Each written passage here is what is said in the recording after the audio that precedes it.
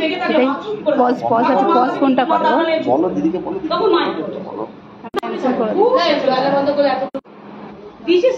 না দিইনি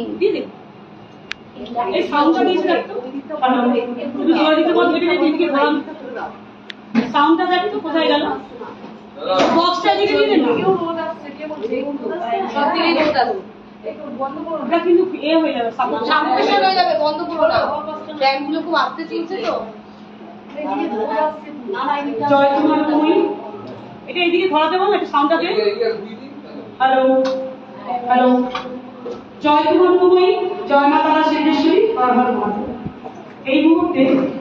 আমাদের মধ্যে উপস্থিত আছে আমার ভাতৃপ্রতিম অভিষেক ভাই আপনারা সবাই জানেন আমরা ওনাকে মহারাজ বলেই শ্রদ্ধা জ্ঞাপন করি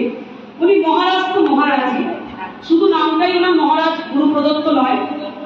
ওনার চলন বলন ওনার বিহেভ এবং ওনার মনের যে পরিচয় সেটা মহারাজের সুলভ মহারাজের পরিচয় মহারাজ নিজে মহারাজের তুলনা মহারাজ নিজে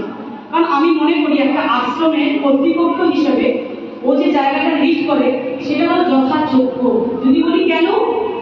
একটা মানুষ বড় হলেই কেউ একজন আশ্রমকে প্রতিনিধিত্ব করতে পারে আমরা সবাই জানি আশ্রম এমনই একটা জায়গা সেটা খুব সৌম্যতার জায়গা শৌর্য বীর্যের জায়গা সেটা অ্যাচিভ করা খুব সোজা না এমনিতেই পৃথিবীটা সবার ক্ষেত্রেই দুটো সিস্টেমে চলে একটা গিভ এন্ড টেক আর একটা হচ্ছে নরমে গরম তো নরম যেমন দরকার গরম দরকার আবার গরম যেমন দরকার নরমের দরকার তো ইনি যিনি আর এই মুহূর্তে আমার পাশে দাঁড়িয়ে আছেন ওনার সম্বন্ধে দু এক কথায় বললে আমার মনে হয় ওনাকে ছোট করা হয় ওনাকে খুব ছোটতেই ছাড়া উচিত না কারণ উনি মানে ধ্রুবতারার মতন তো জলজল করে মারভূমি মহাশক্তি আশ্রমের আকাশে জলজল করে কেন ওনার স্বভাবসিদ্ধ ভঙ্গিতে ওনার স্বভাবসিদ্ধ আচরণ কেন যখনই যে কোনো দরকার হোক আমি আমার কথাই এখন তৈরি করি যেহেতু আমার অনুষ্ঠান আমি কখনো এমন কোনো কাজ নেই যে ওকে বলি না যে এটা আমায় করে দিতে পারে আমি যখন বলি গুরুমার একটা শিক্ষা আছে মা যখন এখন আমাকে মা যদি কোনো কাজ আমায় বলে আমায় বলে বাবা এটা করতে পারবি একটু করে দিবি কিন্তু আমি যেটা শিখিনি মায়ের কাছ থেকে 25 বছর আমি যাকে যে কাজ করে আমি করে দেবো এবং এই সবটা আমার রয়ে গেছে আমি যখন পারি সবসময় আমার অভিষেক ভাইকে বলি এটা করে দেবো সকালবেলা আমি আজকে আসবো আমি ওকে ঘুম থেকে তুলবো যাই ওর গাড়ি করবে ভীষণ ভালোবাসে তো আমার চাটা খাওয়াবে আমি চাটা ছাড়া বেরোবো আমার একটা বেরোবো এখনই করবো আমি ওকে বলছি তা কখন বলবি আর একটু গাড়ি করবে ও কিন্তু গাড়িটা বুক করতে করতে গিয়ে তাড়াতাড়ি করে মায়ের আগের সেবা দীপকটা দিদি চাটা করলো তাড়াতাড়ি করে দিদি চাটা করলো নিজে খাইনি ঘুমের চোখে উঠে চোখ মাসলাতে বলতে বলছি তাড়াতাড়ি করে দিদি চাটা করলো দিদি চাটা করলো মানে এতটা প্রেম ভাবে আগে চলে যাবে সারাদিন কি খাবে বলে ভাবে দিদি চাটা মায়ের শিক্ষা ঘুমার শিক্ষা আমাদেরকে ঘুমা পারে না কিন্তু শিক্ষাটা যে ও হৃদয়ঙ্গম করে সেটাকে বাস্তবে রূপায়িত করছে এটা বড় ব্যাপার শুধু এইখানেই থেমে নয়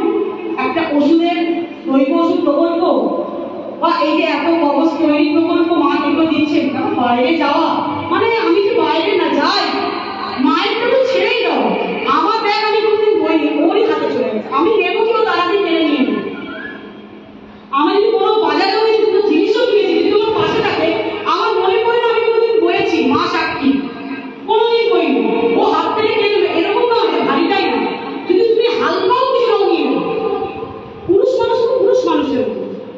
একদম হাত থেকে উনি কেড়ে নেবে কোনো দিন আমার বলতে দেবে আর খাওয়া আমি খেতে দিলে আগে খেতে খেয়ে মানে আমি চিন্তাই করি না পাশের লোক শুরু করেছিল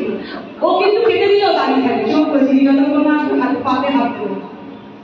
কোনোদিন পাতে হাত দেবে আমি কিন্তু ও চলে যায় আমাদের খেতে দিয়ে জল আনতে যায় আমি খেয়ে নেব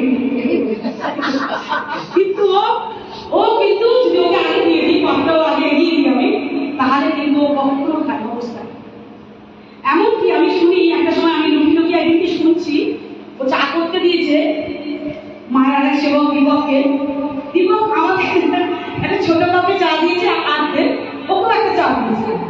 ও বলছে দীপকে দিদি একটু চা খায় না বড় কাপ নিয়ে এসো দিদি একটু চা খায় না বড় কাপ নিয়ে এসে বেশি করে ঢেলে বলছে চা নেই আর, ও বলছে হ্যাঁ আছে, যাও চাটা বেশি করে দিয়ে দাও, চাটা বেশি করে দিয়ে দাও। মানে এতটাই ওনার ডেডিকেশন, মানে যেটা আছে সেটা হৃদয় থেকে আছে, এরকম না যে দেখাওয়া,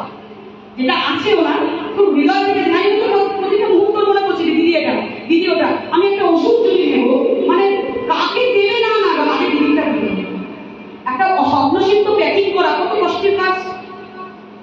সারাক্ষণ কোনোদিন বলে না আমাকে যে দিদি এটা তো প্রমাণ করবে, তুমি একটু আমাকে হাত লাগাও। আমি কখনো কখনো গিয়ে হাসের পাশে বলে দিয়ে আমাকে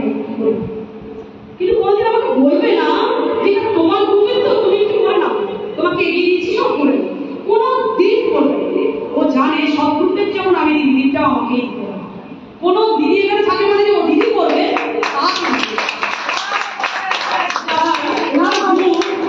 উনি ওনার গুণও বলে,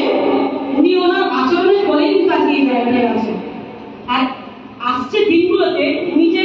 মার্গময়ী মহাশক্তি আশ্রমের জয়ের ধ্বজা মাথায় নিয়ে দৌড়বেন সেই বিষয়ে কোনো সন্দেহ নেই। আমার 25 বছরের অভিজ্ঞতা আছে, আমি মানুষকে কম বেশি হয়তো মায়ের মতো আমার দীর্ঘদৃষ্টি নেই, আমার 10 বছর পরে কি হবে দেখার ক্ষমতা নেই, কিন্তু আমি ওকে দেখে বুঝতে পারি আমারই প্রতিচ্ছবি। আমার মতো একটা হয়তো ভুল হবে না, শান্ত মেজাজে আমারই প্রতিচ্ছবি। কেন ওর মধ্যে সেবার মনোভাবটা আছে। সেবার মনোভাব না থাকলে তো কেউ আশ্রমে টিকতে পারে না, আশ্রমে কেউ টিকতে পারবে না। যার সেবার মনোভাব নেই সে মায়ের কাছে টিকতে পারবে না, কারণ মায়ের কাছে মায়ের বাচ্চা, মা পৃথিবীতে কাউকে ছেড়ে না, যে বাচ্চা। ওই জন্য সেবার মনোভাব যার নেই সে কেউ মায়ের কাছে টিকতে পারবে না। তাই এমন একজন মানুষ যিনি মা অন্তর প্রাণা, যিনি সেবক রত্ন অ্যাওয়ার্ড পেয়েছেন আমরা আশ্রম থেকে, সেই সেবক রত্নকে আমরা আমাদের মাঝখানে থেকে আমার এই কার্যক্রমে এসে তিনি আমার এই অনুষ্ঠানকে আরো অনেক সুন্দর করেছে। তাই ওনার উপস্থিতিকে মাথায় রেখে আমার খুব যথাসাধ্য সামর্থ্য নিয়ে কিছু আয়োজন ওনার জন্য রেখেছি, আমি ওনার হাতে তুলে দেবো। জয় মা,